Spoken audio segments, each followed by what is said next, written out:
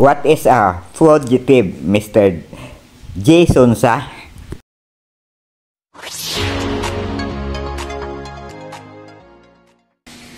Tapos sabi niya, sumunod sa batas.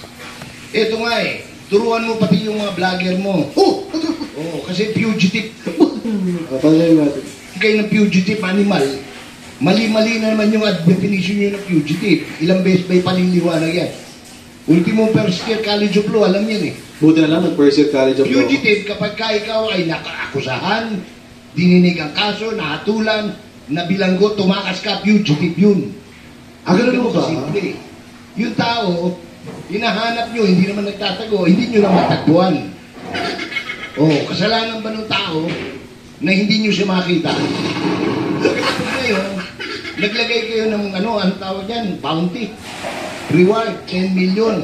Tapos, sasabihin mo, anak na ito ko, ang Ilocano ito, tawag ito, buong kunana Galing ni Manong G.